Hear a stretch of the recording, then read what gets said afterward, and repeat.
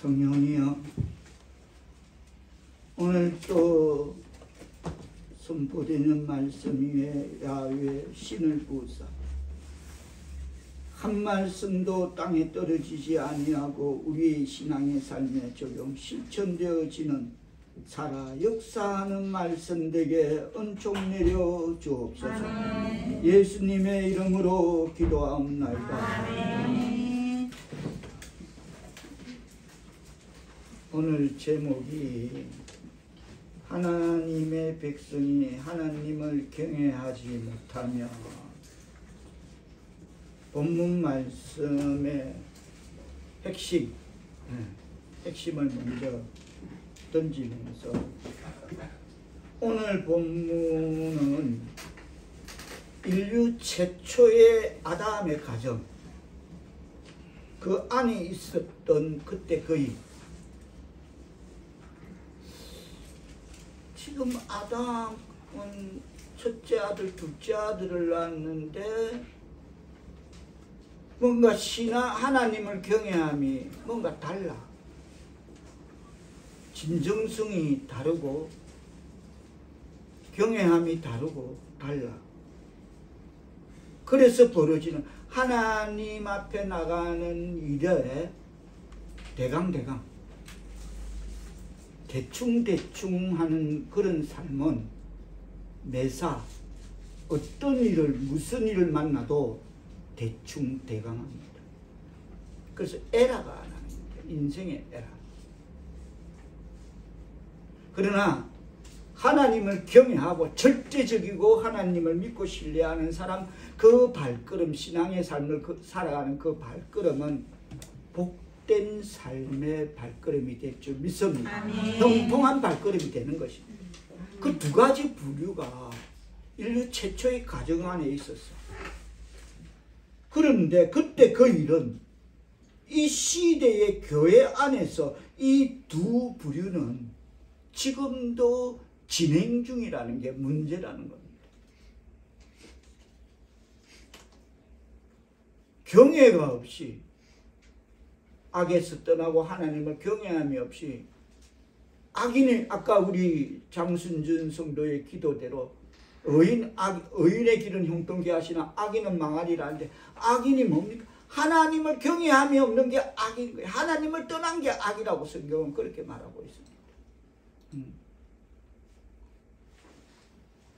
그래서 지금도 이 시대 교회 안에서 이 두 부류는 진행형임을 밝히면서, 지난번 우리가 창세기 3장에 기록된 에덴 동산에서의 그 아담과 하와의 범죄가 하나님과의 올바른 관계를 깨트린 수직적 관계라면,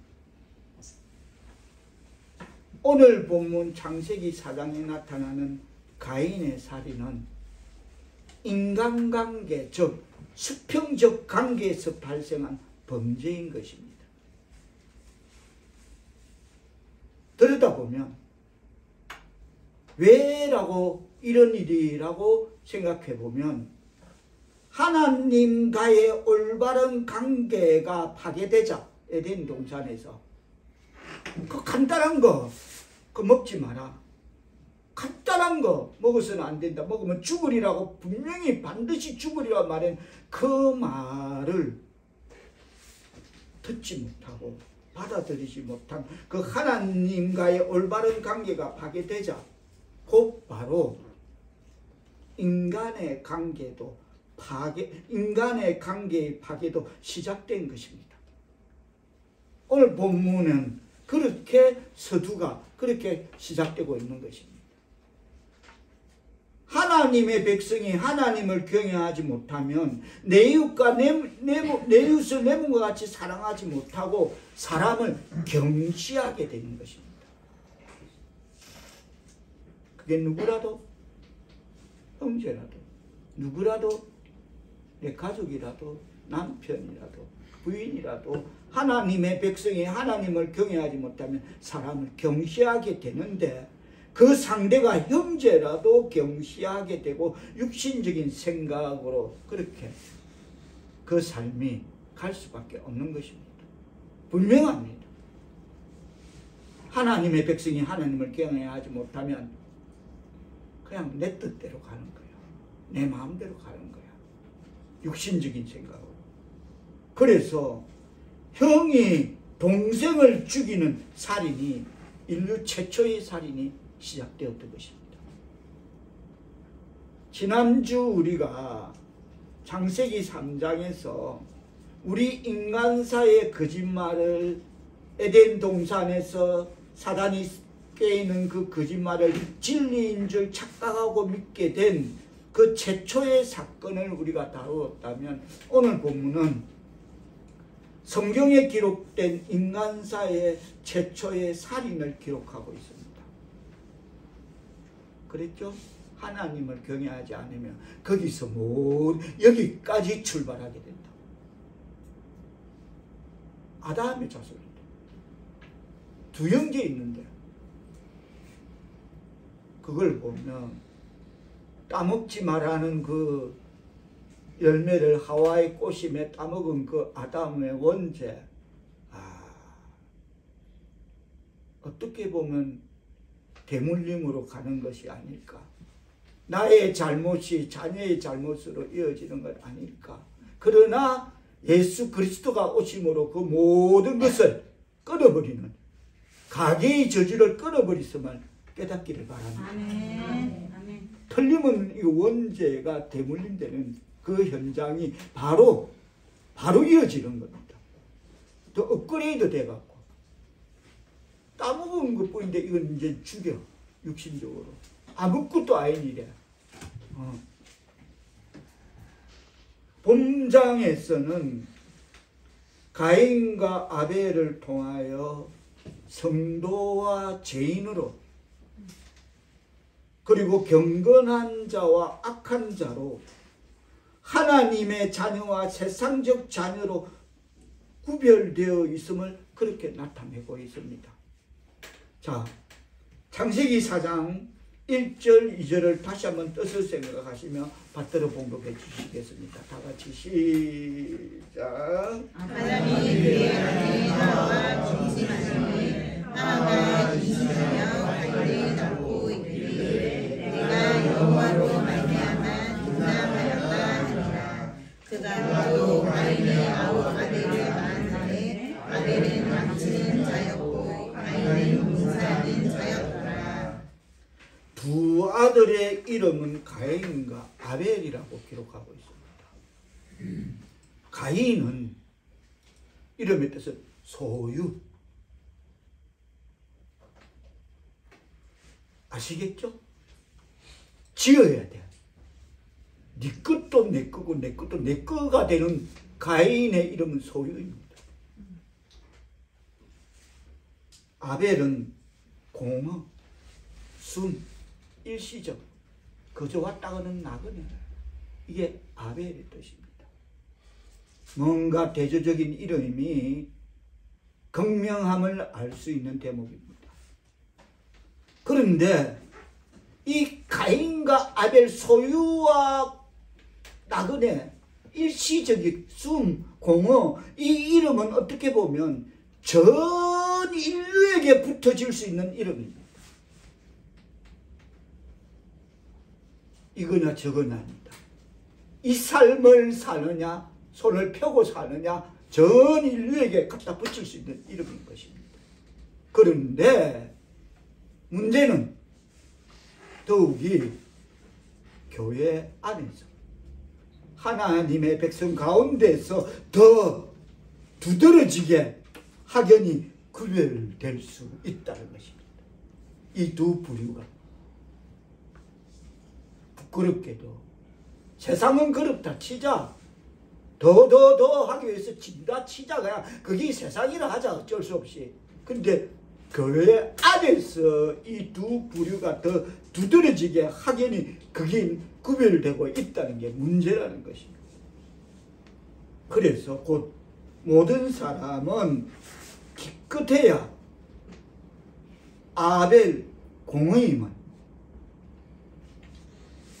그래봤자 빈손 들고 와서 빈손 들고 가는 나그네 다른 것입니다. 모든 사람은. 그래서 다윗은 생에 있는 그 경험을 녹여서 이렇게 말하고 있습니다.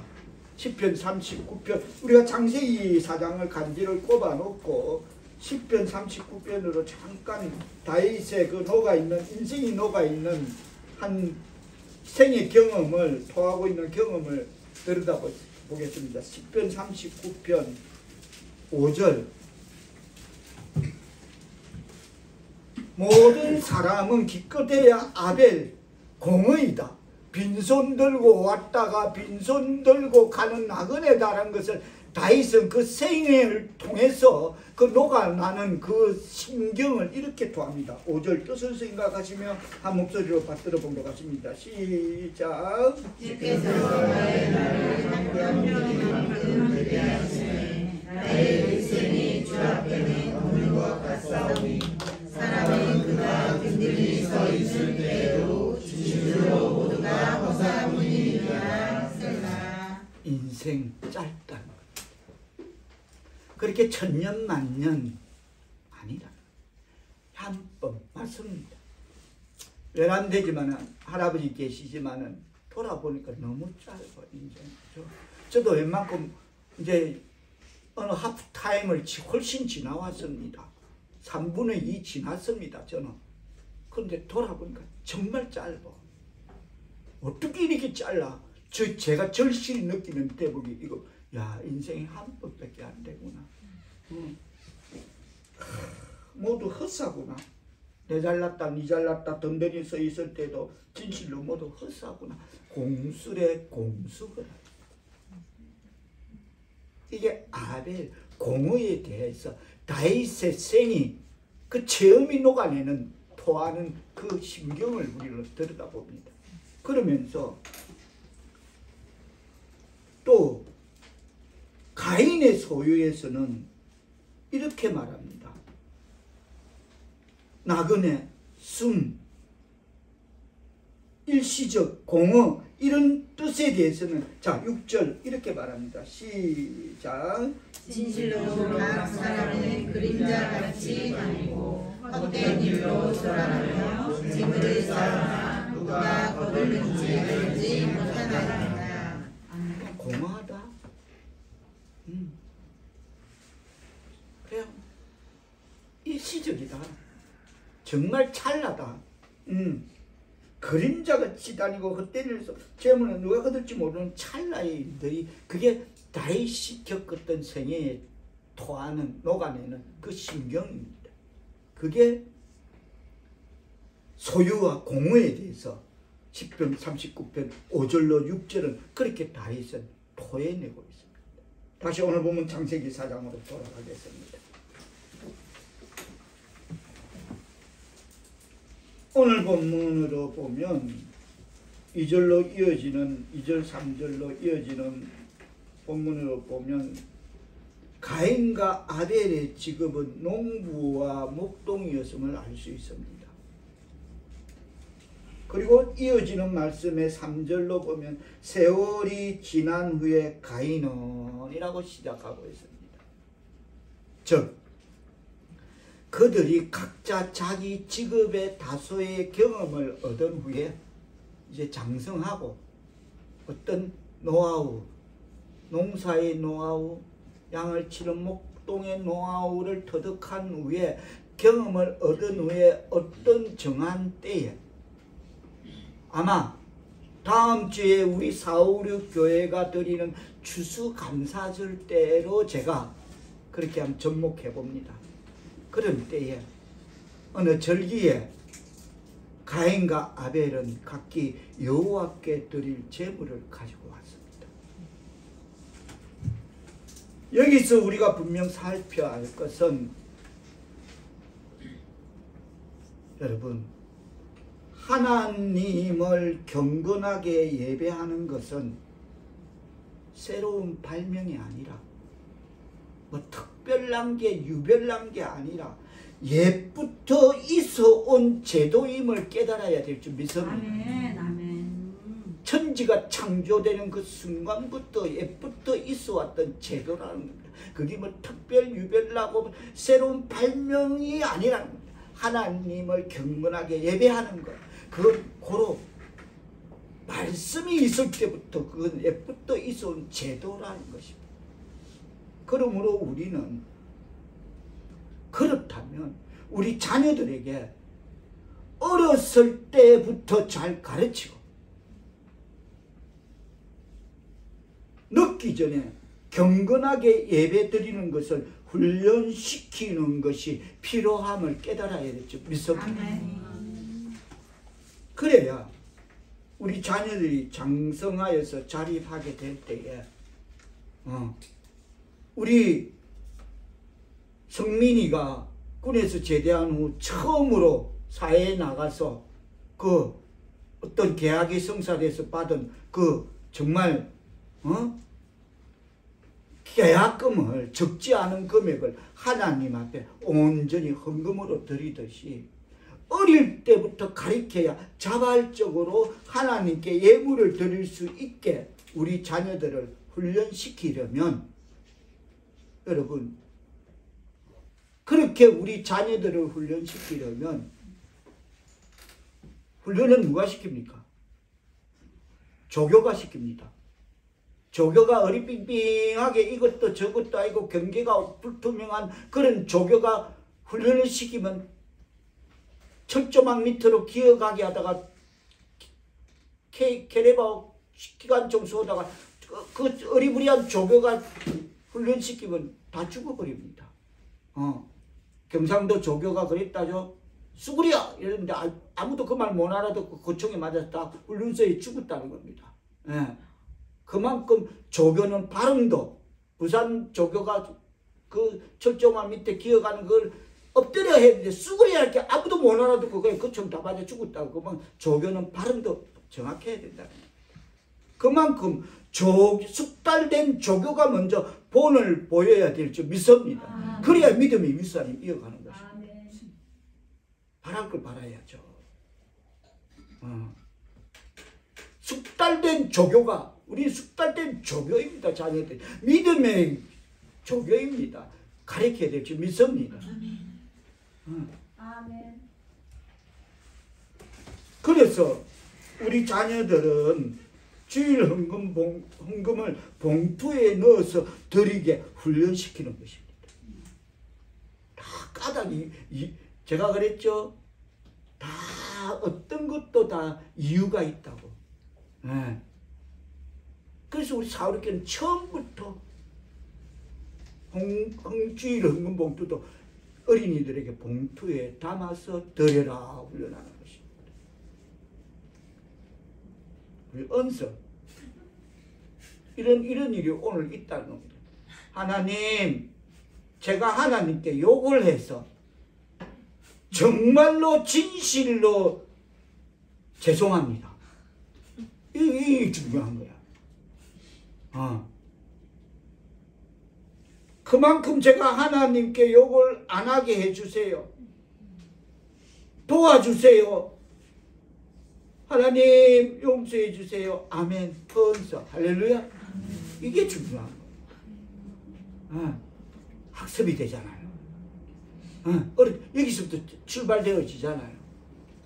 그런데 시차례 같은데 노예 가보면 헌금 주머니가 돌면 목사도, 저는 어김없습니다. 노예 간다. 성경 속에 헌금을 쫙 갈피에 이어놓습니다. 성경 속에 딱 갈피에 헌금이 돌아가, 헌금을 드릴 시간이면 딱 성경 속에서 뺀데,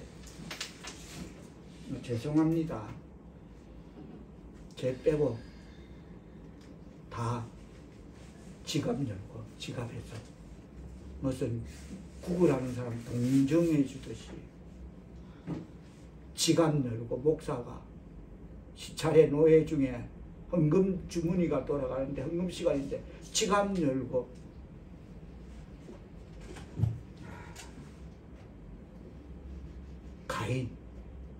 가인이 그랬다는 겁니다. 하나님 앞에 하나님의 백성이 대충 대강했다. 그러니까 그래 되면 그 인생이 어떻게 되냐면 자기 마음대로 육신적으로 점점 가다 보니까 자기 동생도 죽이게 된다. 하나님에게 드리는 것 경외함으로 드리지 않으면 그런 중심이, 그런 기초가 그게 대단한 거라는 거 말하는 거 아닙니다. 그런 자세가 없으면 그래 된다는 겁니다. 여러분. 오늘 성경은 핵심적으로 요점적으로 그걸 말하고 있습니다. 항상 주일헌금을 성경 갈피에 던지. 우리 집사님은 옛날에 어려운 환경 생활 속에서도 연말 되면 1년 주일헌금을 드릴 거를 은행에 가서 은행 몇 군데를 돌면서 신권을 바꿨다가 1년 드릴 거를 다 갖고 계십니다. 그러면서 주일마다 그걸 성경 갈비에서 갖고 와서 하나님께 나루가 교회 가도 사라가 교회 가도 그걸 드리면서 헌금해라고 드립니다. 우리는 오늘 이왕 말씀을 던진 거 절대 지갑에서 나와서 허겁지겁 하나님 앞에 헌금 드리는 그런 불경스러운 모습, 그거 고쳐야 될 줄 믿습니다. 그냥 간단해. 집에 떠나기 전부터 준비되는 헌금은 성경 갈비에 있고 딱 나면 되잖아요. 꼭 뭐 하나님이 일수 찍듯이 지갑 열고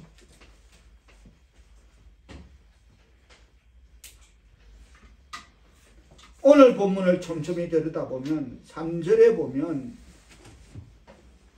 가인의 제사가 세월이 지난 후에 가인은 땅의 소산으로 제물을 삼아 여호와께 드렸다. 가인의 제사가 먼저 기록되어 있습니다.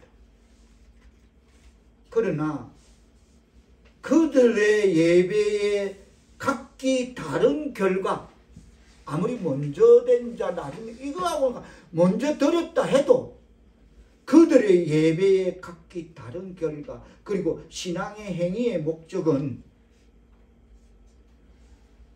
제사를 드려도 하나님께서 받으시나 안 받으시나, 받으시나 안 받으시나 거기에 있다는 것입니다. 이 목적을 이룩하면 하나님이 받으시면 잘한 것이고,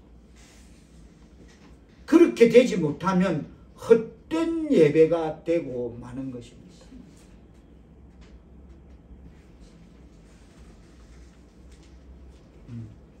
아까 우리가 경배와 찬양 42장 찬송, 제가 왜 이 성령의 이 찬송을 선택해라 드렸냐면 마지막 4절에 보면 이렇게 있습니다. 떨면서 바치는 이 작은 예물도 떨면서 드려야 돼. 아까워서가 아니라 참으로 하나님, 제 믿음이 이 정도밖에 안 됩니다. 부족합니다. 하나님 죄송합니다. 하나님 받아주옵소서. 이렇게 떨면서 바치는 이 작은 예물도 주님은 귀하게 받으신다. 할렐루야. 아멘.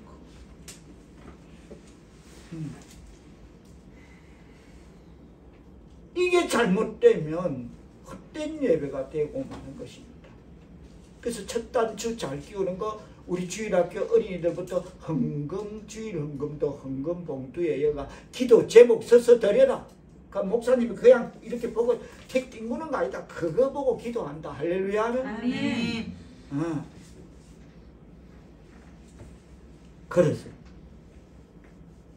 그런데 마치 하나님께서는 어느 것은 받으시고 어느 것은 받지 않으셨습니다. 이와 같은 차이에는 내 저거는 받고 내 거는 안 받는다라는 이런 차이에는 분명 이유가 있는 것이 분명할 것입니다. 그렇습니다. 하나님은 절대 권력을 가지신 통치자이시지만 이유 없이 미소를 짓거나 까닭 없이 기분 나쁜 안색을 보이지는 않으십니다. 절대로. 어떤 일에도 감정을 하나님은 나타내지 않으십니다. 다 알고 계십니다. 너 중심, 너 약한 거, 너 육신적인 거 다 알고 계십니다. 그래서 그거를 일일이 그 감정을 기분 나쁜 안색을 그렇게 뭐 이렇게 하지 않아. 많이 들었다고 그래 착하다, 내 착한 정화, 선한 정화하고 미소 짓거나 그러지 않으십니다. 중심을 보실 줄 믿습니다. 아멘. 네 영혼이 나를 향하고 있는가 그걸 보시는 것이 옳고 그름을 보시는 거지 많고 적음을 보시는 게 아닙니다. 아멘. 그래서 다시 말해서 아담의 가정사의 이 일은 교회 안에서도 얼마든지 있을 수 있는 일임을 전제하면서 여기에는 하나님 앞에 제물을 바치는 사람의 그 진정성, 진실성의 차이가 있었던 것입니다. 왜 받고 누구는 받고 누구는 안 받나? 진실성의 차이가 있는 것입니다. 진정성의 차이가 있는 것입니다. 자, 가면 압니다. 이해되실 겁니다. 가인은 땅에 농부라 했죠. 땅에 소산을 가져왔습니다. 즉 올해도 대풍년이네. 근데 문제가 어떡하지? 창고 안에 장면 묵은 거 아직 남아있다. 이제 각색합니다. 주석대로 각색합니다. 주석이 정리한 거. 야, 가면서 해곡식을 일단 내다 팔든지 일단 돈이 내다 파고 묵은 야 그거 하나님 앞에 갖다 대. 이해됩니까? 얼마든지 인간이 하나님을 경외하지 않으면 그럴 수 있다는 걸 전제하는 겁니다. 어디까지 갔는데? 어디까지 갔습니까? 하나님 경외하지 않으니까 어디까지 갔다? 하나밖에 없는 동생을 죽였어. 시기로. 그리고 거기에 비한다면 얼마든지 특히 과거에 저 같은 사람 아마 지금도 그럴지 모르고 앞으로도 그럴지 모르겠지만 아니야 일단 묵은 것부터 빼. 묵은 것부터 빼자. 이건 센베이는 돈이 돼. 돈 되니까 팔고 묵은 거 거기까지 간다는 겁니다. 인간이니까 그렇게 된다. 그렇게 할 수 있다는 겁니다. 주석의 해석은 이렇습니다. 가인은 갈거지로 처음 거둬들인 것도 아닌 자기에게 필요 없으며 팔아먹을 수 없는 묵은 것으로 바쳤다. 얼마든지 하나님을 경외하지 않는다면 이럴 수 있다 라고 생각되어지면 맞다 생각되어지면 아멘 합시다. 아멘. 맞습니다. 인간이니까 그럴 수 있는 겁니다. 고양이도 안 그래. 오다가 고양이 스토리 우리 항집사가 고양이 주인이라는 아름다운 이야기 들었어. 고양이도 안 그래. 개도 안 그래. 인간만이 할 수 있습니다. 어떨 때? 하나님을 경외하지 않을 때 유감없이 발휘합니다. 눈도 깜짝 안 합니다. 생각할 여지도 이미 그쪽에 가까이 있습니다. 결정 난 게 그 정도 빠릅니다.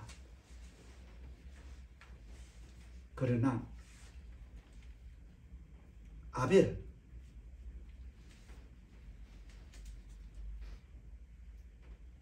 2절 4절 2절로 보고 4절로 보면 아벨은 자기도 양의 첫 새끼와 그 기름을 드렸더니 여호와께서 아벨과 그의 제물을 받았다. 5절 가인과 그의 제물을 받지 아니하니까 가인이 몹시 분하여 안색이 변했다. 여러분 똑같이 한 아담의 가정, 인류 최초의 가정 안에 있었던 일이 오늘 또 이 시대에 이 시간이 교회 안에 있다는 것입니다. 아벨은 어린 첫 새끼, 즉 시바지, 요 종자로 계속 키워나가야 될 시바지를 하나님 앞에 드렸고, 또 죽여서 기름을 짜서 하나님 앞에 온 피제사 산제사를 드렸다는 겁니다. 이 양 드릴 거 이렇게 하는 게 신앙의 삶인 줄 깨달아야 될 줄 믿습니다. 이 양 드릴 거라면, 어차피 드릴 거라면 어떤 경외함과 경건을 갖고 드려야 된다는 겁니다. 목사들이 노예에 와서 시차례에서 지금 전국에 듣고 있는, 세계에 듣고 있는, 이 방송을 듣고 있는 목사들이 헌금 시간에 지갑 열어서 헌금을 드린다. 예이, 일반 같은 것들 부끄러운 줄 알아야지. 우리 사울이께 어린이도 그러지 않았는데, 어린이들도 주일헌금 드릴 때 봉투에 이어서 하나님, 제가 하나님께 정말로 진실로 죄송합니다 이러는데,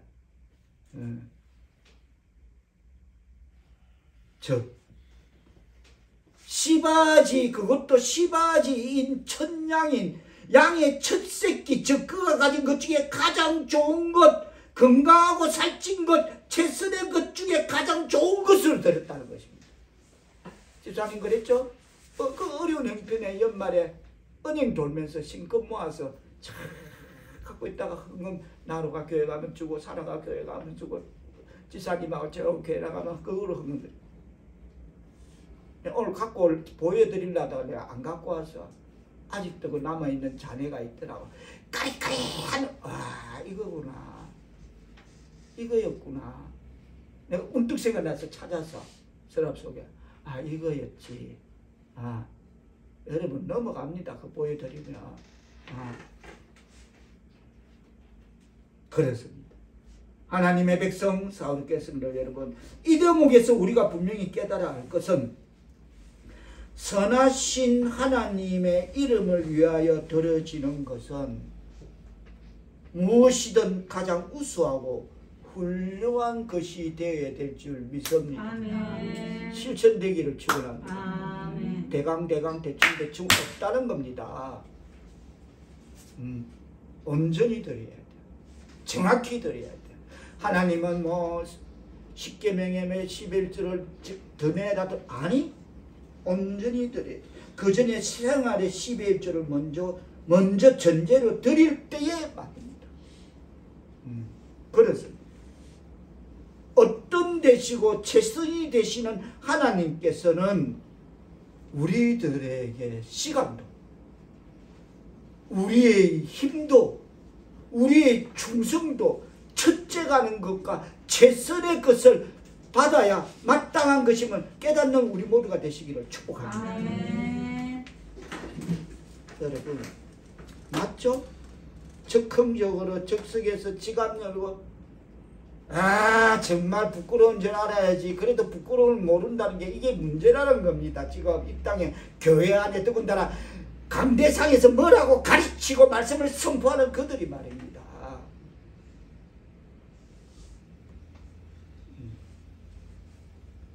그러나 아벨은 믿음으로 드렸고 온전히 드렸고, 가인은 그렇지 않았습니다. 대충 대강 드렸습니다. 그들이 따른 원리 자체에 차이가 있었던 것입니다. 중심의 차이가 있었던 거예요. 아벨은 하나님의 영광을 그의 목적으로 삼았으며, 가인은 진정성 있는 믿음으로 드린 것이 아니었음을 주석의 비유는 그 비유를 이렇게 접목하면 된다.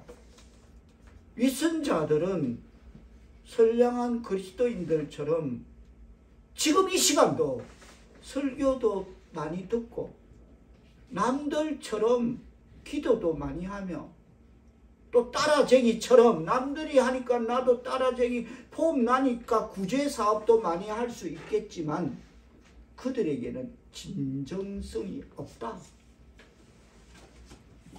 위선자들에게는 하나님께서는 그들을 받으시지 않는다며, 그들은 마치 바리새인과 세리들도 성전에 가서 기도드렸다. 하나님 나는 저들과 같지 않고 10의 1절을 그렇게 한다. 그게 가인이다.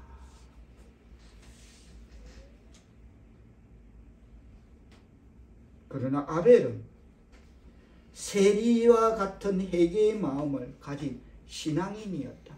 하나님, 제가 몰라서 그렇게 했습니다.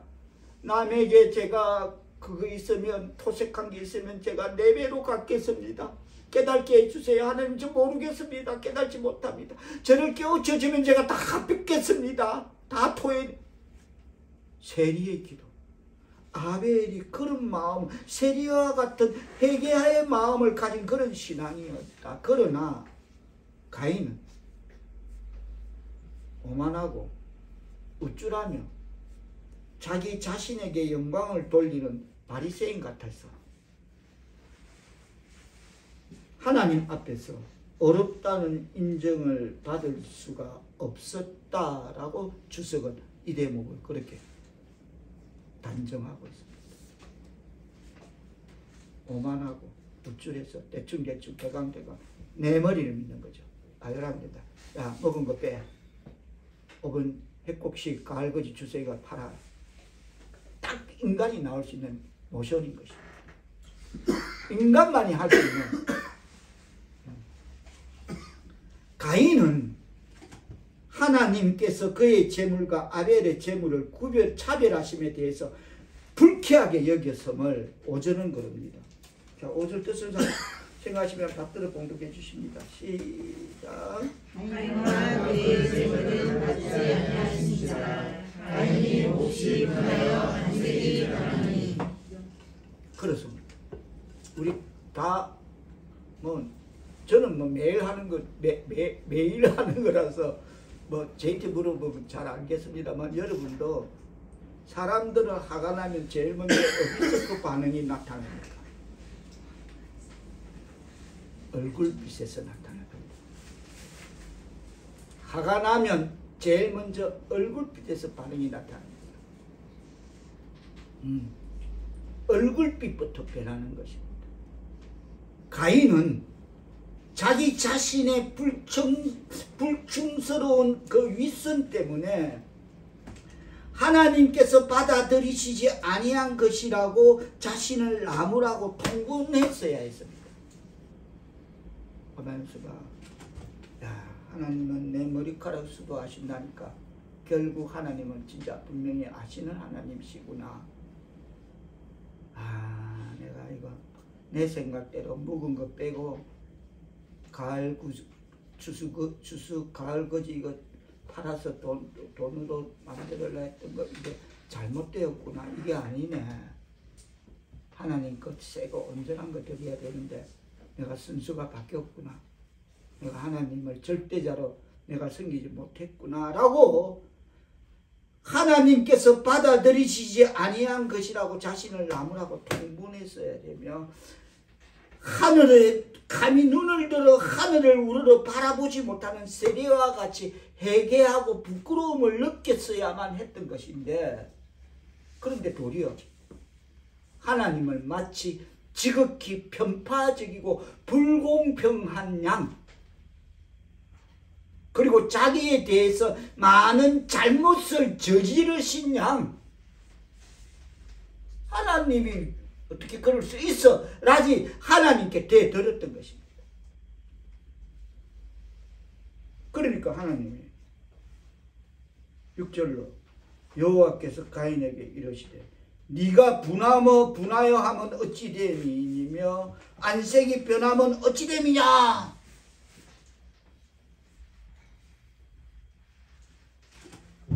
자, 잠깐 잠언서 19장으로 돌아가 보겠습니다. 이 말씀에 비추어서 잠언서 19장 3절로 창세기로 다시 돌아올 거니까 우리가 말씀을 눈에서 확인하고 가보겠습니다. 이 상황에서 잠언서는 이렇게 기록하고 있습니다.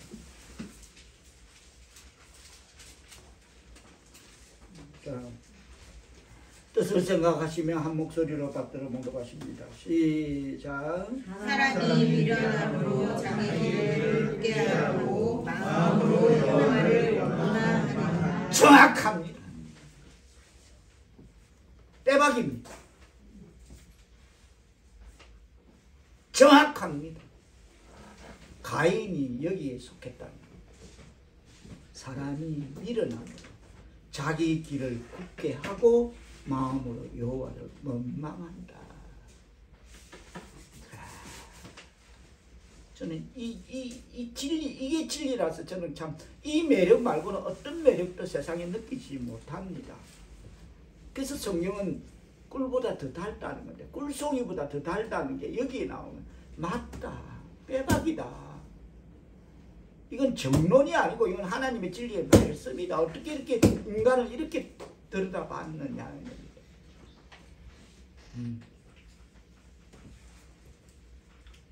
다시 창세기 4장으로 돌아갑니다. 다시 말해서 이 사건의 발단은 하나님께서 산제물을 드린 아벨과 그의 제물은 받으셨으나 가인의 제물은 하나님께 받지 않으심으로, 즉 하나님께 드리는 제사를 아벨은 마음을 다하여 드렸지만 가인은 형식적으로 적당히 드렸습니다. 이게 길들면 하나님을 경외함이 없으면 육신적 생각으로 적당히가 인생에 오점을 남기고 사고를 치는 것입니다. 경외하는 삶은 복된 삶을, 의인의 삶을, 하나님의 형통한 삶을 살아가게 붙들어 주실 줄 믿습니다. 그런데 적당히는 꼭 에라를 낳습니다. 그래서 그 적당히로 인해 자기 동생에 대한 시기까지, 하나님을 경외하지 않으니까 이 한 상황을 놓고 시기가 발동되는 것입니다. 내 이웃을 내 몸같이 사랑하신 주님의 말씀이라면 자기 동생은 더더욱 사랑해야죠. 한 핏줄인데, 가인은 동생 아벨을, 하나님의 영예를 차지한 동생을 무슨 철전지 원수로 보고 원한을 품고 있었던 것입니다. 그래서 사람이 미련함으로 자기 길을 굳게 하고 마음으로 여호와를 원망한다는 그 말씀대로 가인이 아벨에게 속장입니다.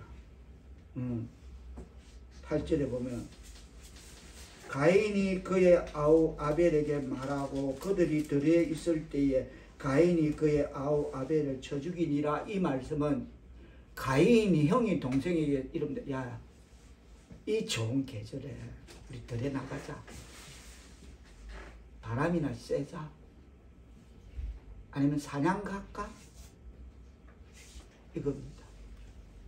육신적으로 거기는 발달돼. 그래 하면 될 거라고, 남들이 다 쓰고 있는 그 생각, 자기만의 특허낸 것이라고, 귀신도 모를 거라고, 이 내 머리는 귀신도 못 따로, 내가 참으로 잘했던, 아마 지금도 하고 있을 줄 모르는, 앞으로도 계속될 줄 모르는 저의 특허품, 절대 남은 이까지는 못, 이거는 정말 나만의 특허품이라는 그런 그 아이디어라고 그것을 꺼내고 속장에서 꼬셔서, 야, 들에 나가자, 이래 된 것입니다. 거기까지 가는 겁니다. 이미 그때는 설정된 겁니다. 계획이 다 그 속에 세팅되어 있는 것입니다. 이 나가면 너는 쳐 죽인다. 나가기만, 그래, 요라면 따라 나올 거야. 형이 그러는데 들로 바람 쐬러 가자는데, 사냥 가자는데 좋게 얼씨구 나고 따라 나오겠지 신바람에, 너는 죽었어. 이미 설정돼 세팅해 놓은 겁니다. 이해되십니까?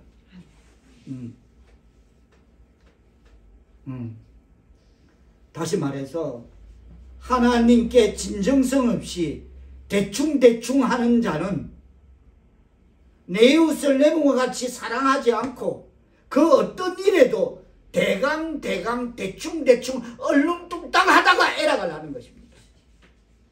항상 그렇게 에라의 진행은, 에라의 결과는 들여다보면 거기 하나님 앞에 대충 한 그 삶이 에라를 내는 것입니다. 틀림없습니다. 제 경험입니다. 해본, 저질러 본 제 경험을 토해봅니다. 더 분명합니다. 그래서 거기에 나왔던 게 하나님께 진정성이 없는 그 삶은, 육신적인 삶은 시기심으로 그렇게, 그거 하나님이 없으면 육신적인 거 시기심밖에 나올 수 없는 것입니다. 지금 여기 하나님 앞에 제사 드리는 상황에서 출발되는 겁니다. 스토리는.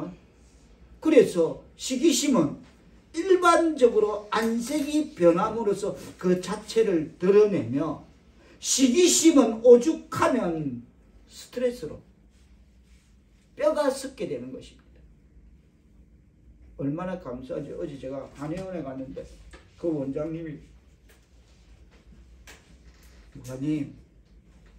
목사님 머리는 염색은 안 하죠? 제가 자기가 보고, 예, 하나님의 은혜를 저는, 정말 목사님처럼 스트레스 안 받고 말씀 보고 기도, 그러니까 머리 참 부러워. 한의원 원장이 자기 좋은 날 있을 게 말 모으면 되지, 그거 갖고 안 된다는 겁니다. 무슨 말인지 이해됩니까? 목사님 나이에 이 머리, 정말 축복이에요. 부러워요. 하나님은 이제 믿습니다. 우리 사울교회 성도들이 그 범주 속에 있어. 그렇게 노아가 들이 우리와 거리가 멀어질 줄 믿습니다. 네, 그렇습니다. 그래서 시기심은 스트레스로 뼈가 썩게 되버려서 그 형벌이 뒤따르게 되는 그러한 죄인 것입니다. 그래서 8절로 보면 에덴 동산에서의 아담과 하와의 범죄가 하나님과 올바른 수직 관계가 깨지니까 오늘 보면 창세기 4장에서 가인의 살인은 인간관계, 즉 수평적 관계에서 발생한 범죄인데, 다시 말해서 하나님과의 올바른 관계가 파괴되자 바로 인간의 관계도 파괴되기 시작한 것입니다. 그렇습니다. 오늘 보면 다시 창세기 4장 9절로 갑니다.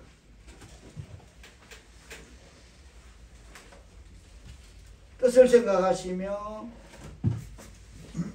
받들어 봉독해 주시겠습니다. 시작. 여호와께서 가인에게 이르시되 내가 어디에 어디냐 그가 이르되 내가 인생하다 내가 내 아우를 지키는 자니이다. 하나님을 경외하지 않으면 하나님이 직접 물으시는 거기에도 독대의 자리에도 부인합니다. 하나님 앞에서도 부인한다면 인간사에서 스치는 모든 것, 가정사에서 스치는 모든 것, 새빨간 거짓말 할 수 있습니다. 하나님을 경외하지 않으면 입에 침도 안 바르고 할 수 있다는 겁니다. 이해됩니까? 제가 해봐서 알잖아요. 제일 잘하는 특기가 새빨간 거짓말이었습니다. 입에 침, 얼굴색도 안 변해. 나는 가인은 얼굴색도 변하지만 나는 변하지도 않았어. 하나님을 경외하지 않으면 인간의 삶은 이렇게 되는 것입니다. 누가 하나님이 물어봐도 하나님을 경외하지 않으면 그 앞에서 무슨 말 하요? 말 같은 소리 하시오. 내가 아우 지키는 자입니다. 맞는데, 정황이 맞는데, 심정을 갖고 아니지. 하나님은 물적 정보도 다 갖고 계시겠죠. 근데 심정을 살피시는 하나님이 그 영혼에게 심정에 묻는데도 거짓말합니다. 하나님의 경외함이 없습니다. 그렇다면 인간은 별짓도 안 납니다. 하나님 경외함이 없으면 별짓거리, 다른 사람 보지 마십시오. 생각하지 말고 여기 이 사람 보면 됩니다.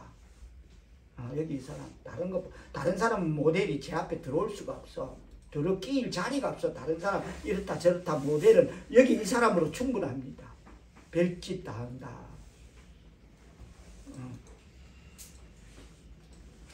이 부분은 달리 부연 설명이 없어도 가인의 대답에 담겨있는 어조는 일종의 불평이고 항의이고 원망투성임을 우리로 알게 합니다. 심정이 굳어졌는데 맞는데도 불평이고 여기서 항의가 나오고 원망인 것입니다. 내가 내 아우를 지키는 자입니까? 라는 이 말은 형제에 대한 극복하지 못한 질투심을 내포하고 있습니다. 이 질투가 가인의 생애에 불행의 씨앗이 되었습니다. 질투가 욕심에 잉태하면 어떻게 된다? 죄를 갖고 죄가 장성하면 어떻게 된다? 사망을 받는다. 그 과정, 그 연결고리인 겁니다. 질투가 가인의 생애에 불행의 씨앗이 되었던 것입니다.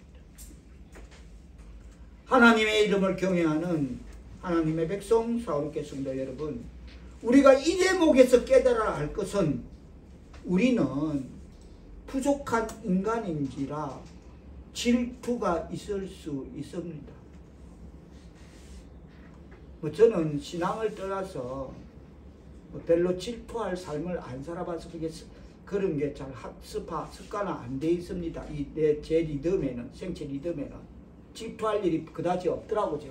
제가 살아온 인생의 가정은 어렸을 때부터 어쨌든 하나님의 은혜로 좋은 부부, 어쨌든 가정에서 살아오다 보니까 그렇게 이런 육신의 몸을, 이런 장애를 갖고 있어도 질투가 별로 제하고는 그게 없더라고.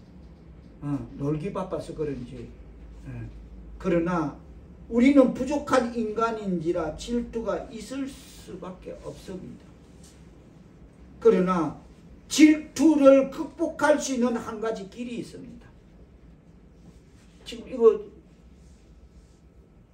가인은 질투의 극복이 문제가 아니죠. 이미 하나님을 경외하지 않았던데 그게 첫 단추가 거기에 끼어져 있는 일 아닙니까? 뭔가 처음에 잘못된 거. 그게 지금 가고 있는 진행형 아닙니까? 그러나 우리가 질투가 인간인지라 질투가 있을 수 있지만 질투를 극복할 수 있는 한 가지 길은 하나님께 기도하면서 말씀으로 벗어날 수 있을 줄 믿습니다.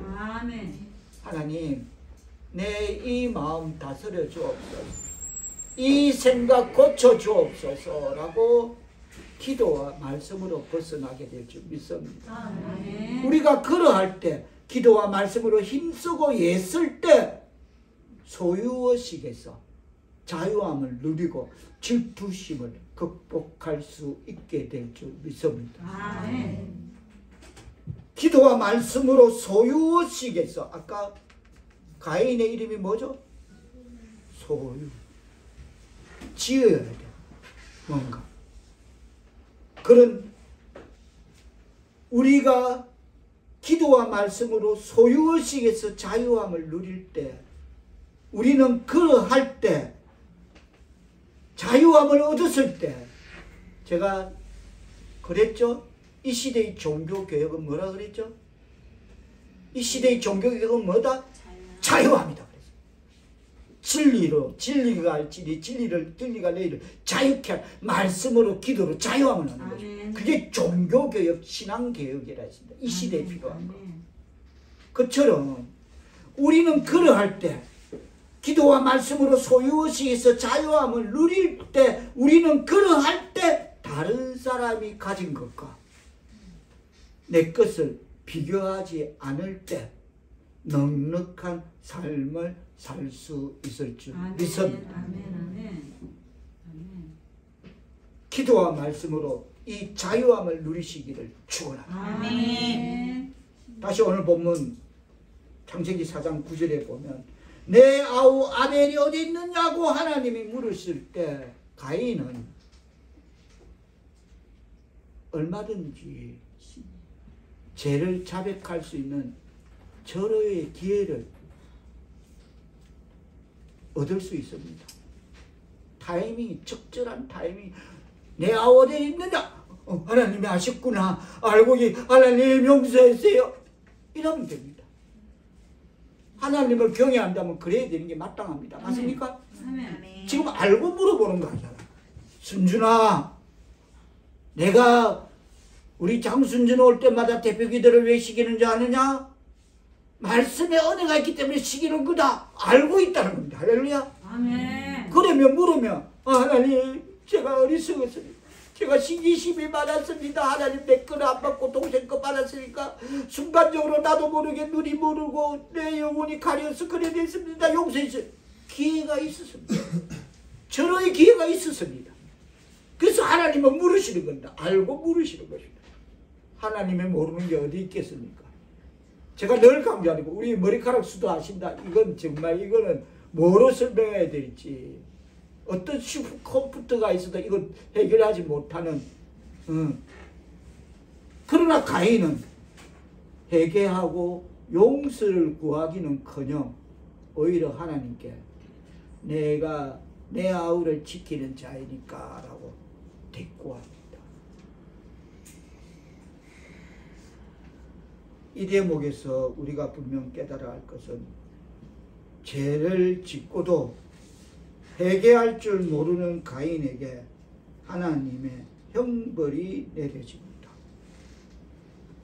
어떤 형벌입니까? 어떤 형벌이 내리십니까? 자, 12절 뜻을 생각하실 것 같아 봅니다. 시작. 가인아 밭을 갈아도 땅이 가시는 그 효력을 내리 주지 않을 것이요 너는 땅에서 비하여 유리하는 자가 되리라. 각색하면 이게 살아있는 겁니까? 이게 살아갈 수 있는 겁니까? 이게 사라집니까? 가인은 직업이 뭡니까? 농부인데 밭을 갈아도 땅이 다시는 그 허리를 땅에서 나는 피야. 이러면 이게 사라집니까? 살아갈 수 있습니까? 그런 형벌이 좋을 수 있습니다. 열심히 해봐봐. 세상 말로 결과는 뻔하다 이겁니다. 이런 형벌이 지어집니다. 하나님을 경외하지 않으면 우리 또한 여기서 벗어나지 자유롭지 못할 것입니다. 분명한 사실입니다. 아무리 날고 기고 길길이 뛰도 여기서 자유롭지 못할 것입니다. 이게 살아가는 겁니까?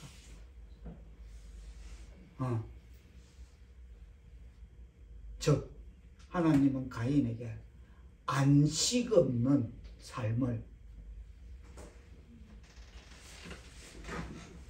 우리가 생이 끝나면 두 가지 길로 나눠지죠. 영생의 길로 가고 영벌의 길로 가겠죠. 그래, 이 땅의 지옥은 누군가 이 땅의 지옥을 어제의 그 지긋지긋한 그 일이, 그 삶이 오늘 또 반복되고 내일 또 반복되고 보니까 죽을 때까지 반복될 것 같은 그 지긋지긋한 삶이 지옥이다 그랬습니다. 그래서 하나님은 가인에게 그런 지긋지긋한 삶이 무한 반복되는 안식이 없는 지옥 같은 삶을 형벌로 주셨다는 것입니다. 우리는 아니다. 지금 여러분에게 말하는 겁니다. 가인은 모델이고, 주석은 이 대목의 해석을, 하나님은 가인에게 벌을 내리셨지만 그렇다고 그를 포기하지는 않으셨다. 왜? 13절로 보면, 자, 가인이 여호와께 아뢰되 내 재벌이 지기가 너무 무거우나이다. 이제 하나님이 심정을 깨뜨려보고 네가 밭을 갈아도 다시는 땅이 그 허락을 주지 않고 너는 땅에서 비하면 유리한 자가 다 아니까 사건 전무를 하나님 들어보시고 정리하시니까 결과를 던지니까 그때서야 아차 하고 꼬꾸라지는 겁니다. 쉽게 표현하면. 자, 13절 다시 한번 뜻을 생각하시며 받들어 보도록 하십니다. 시작. 가인이 여호와께 아뢰되 내 재벌이 지기가 너무 무거우니이다. 가인이 거기 여기까지 죄를 지었더라도 하나님을 경외하지 않고 육신적인 생각으로 가다가, 육신적 생각은 끝은 어디까지 가냐면 자기 친동생도 죽일 수 있다면 얼어 죽을 남편 이웃, 세상사, 전쟁, 인류사 얼마든지 하나님을 모르면 저지를 수 있는 것입니다. 우리 집사님 뭐랍니까? 주님 오시는 날이 언제냐고? 이스라엘이 회개하면 주님 재림의 주님 오신다. 이스라엘이 회개하면, 그 나라가 회개하면. 그래 놓고 제가 전번에도 그랬죠. 저거 이스라엘 군 20명인가 몇 명, 8명인가 죽어놓고 다른 데는 2,000명 죽여놓고 여호와 하나님께서 전사자의 영혼을 받으시기, 그 이스라엘이 회개하면 주님이 오신다는 겁니다. 여기까지 하나님을 경외하지 못하면 그런 짓은 눈도 깜짝 않고 저질 수 있다면 인류사회, 인간사회, 가정사회 잡다한 일들은 생략, 찢고 뽑고 이런 건 생략, 일고의 가치도 없으니까 생략. 포교는 모델은 여기 있는 것입니다. 하나님 없으면 지 동생도 죽인다. 그때 인류사에 단 둘밖에 없는 그 형제를 죽인다. 그만큼 하나님 없으면 잔악해지고 영악해지고 경악해지는, 그렇게 살아갈 수밖에 없음을 말하고 있는 것입니다. 그래서 그렇더라도 가인이 거기까지 죄를 지었더라도 돌이키면 하나님은 긍휼을 베푸시면, 가인이 고백합니다. 하나님, 나를 오늘 이 지면에서 쫓아내시면 내가 주의 낯을 뵙지 못하리니, 내가 땅에서 피하며 유리나는 자가 될지라. 무릇 나를 만나는 자마다 나를 죽이겠나이다. 하나님 도와주세요. 그렇게 이제 꼬꾸라집니다. 그러자 본문의 이 대목을 촘촘히 들여다보면 분명 하나님께서는 가인에게 그분의 낯을, 14절에 보면 내가 주의 낯을 배웁지 못하리니 라고, 가인이 이 지면에서 나를 쫓아내면 내가 주의 낯을 뵙지 못하리니 라고 했는데, 하나님께서는 가인에게 그분의 낯을 볼 수 없다고 선언하신 일이 없습니다. 본문을 들여다보면 촘촘히. 그것도 아직도 가인 자신이 하나님을 떠나기로 일방적으로 선택하고 있다는 겁니다. 하나님을 경외하지 않는 육신의 삶이 얼마나 무서운가를 우리에게 비추는 말씀이면 받아들여야 되죠. 믿습니다. 이렇게 거기까지 꼬꾸라짐에도 그 버릇 역시 남 못 주고 요람에서 무덤까지 갖고 가구나. 하나님 앞에 사는 것도 죽는 것도 내가 맡깁니다. 하나님 도와주세요, 살려주세요 하고 끝날 건데, 지 혼자 결정하고, 하나님은 내 얼굴을 네가 두 번 다시 볼 수 없다라고 선언하신 일도 없는데, 가인은 자신이 하나님을 떠나기를 일방적으로 선택했다는 겁니다. 그래야 해서 가인은 여호와 앞을 떠나 에덴 동편 노 땅에 거하게 됩니다. 하나님의 이름을 경외하는 하나님의 백성 사랑하는 성도 여러분, 우리가 분명히 이 대목에서 깨달아야 할 것은, 인간이 자기 죄 문제를 처리하지 못할 때, 책임감을 해결하지 못할 때, 죄책감을 해결하지 못할 때 스스로 하나님을 던집니다.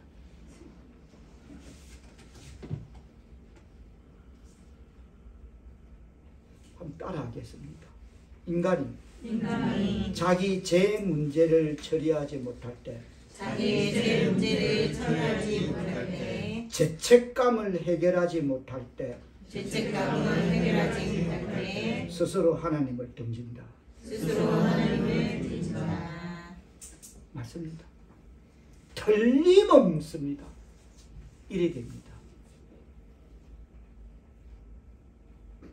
하나님의 얼굴을 멀리하고 하나님의 목소리가 들리지 않는 곳으로 떠나갑니다. 그래서 에덴 동편 노 땅으로 가게 된 것입니다. 조금 전 하나님은 가인에게 벌을 내리셨지만 그렇다고 그를 포기하지는 않으셨다라고 표명드렸습니다. 15절 말씀에서 자, 뜻을 생각하시며 받들을 것입니다. 시작. 여호와께서 그에게 이르시되 그렇지 아니하다. 가인을 죽이는 자는 벌을 7배나 받으리라 하시고 가인에게 벌을 주사 그를 만나는 모든 사람에게서 죽임을 면하게 하시니라. 하나님께서는 가인을 낯선 고장으로 유랑하게 하시면서 그에게 표를 하나 주십니다. 주석은 이 표에 대해서 이렇게 해석하고 있습니다. 가인이 받은 표는 예수 그리스도의 십자가다. 재용서다. 이게 아니면 용서받을 수 없다. 십자가가 아니면 용서가 되지 않는다. 이 표는 사랑의 표시이고 은혜의 표시이다. 비록 그가 죄를 지은 것이 사실이고 하나님께 형벌을 받은 것도 사실이다. 그러나 그에게 특별한 표를 주어서 아무도 하나님조차도 예수 그리스도의 십자가의 표가 있다면 그를 해치지 못하게 한 것은 아직도 가인을 향한 하나님의 섭리와 애정과 보호가 끝나지 않았다는 하나님의 은총의 선언이다 라고 주석은 이 대목을 그렇게 해석하고 있습니다. 맞습니다. 예수 그리스도의 십자가가 아니면 용서가 될 수 없죠. 그래서 말합니다. 성경은 죄가 있는 곳에 은혜가 더한 것입니다. 아멘. 아멘. 이거 없었으면 어떻게 되느냐는 겁니다.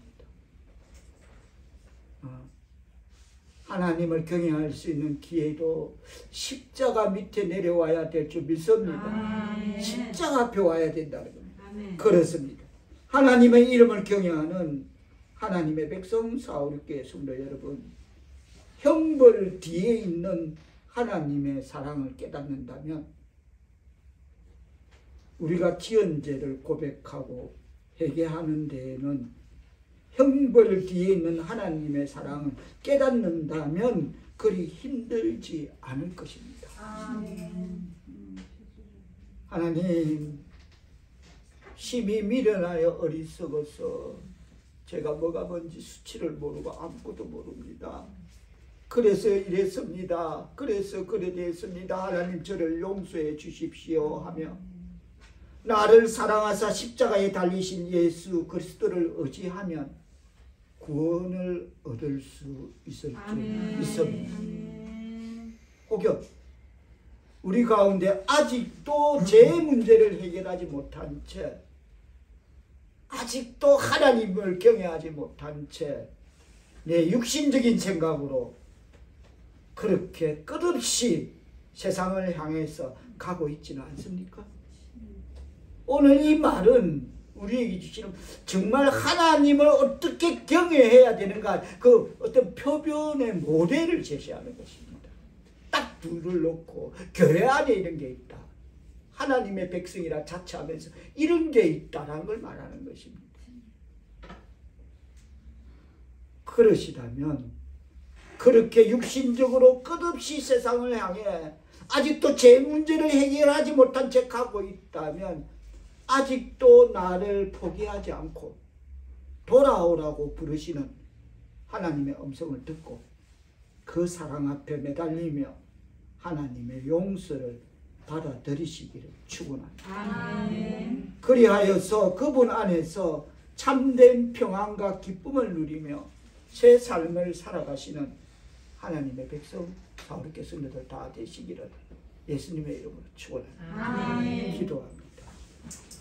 하나님, 무지한 저를 심히 미련하여 수치를 모르는 저를 용서해 주십시오라고 우리가 지은 죄를 고백하고 회개하면 징벌 뒤에 있는 하나님의 용서를 깨닫게 하심을 우리를 포기하지 않으시는 하나님의 사랑을 알게 되는 하나님의 백성 사울께 성도들 다 되게 은총 내려 주옵소서. 나를 사랑하사 십자가에 달리신 예수 그리스도를 의지하면 구원을 얻을 수 있는 구원의 확신을 성령이여 우리 모두에게 심어 주옵소서. 예수님의 이름으로 기도합니다.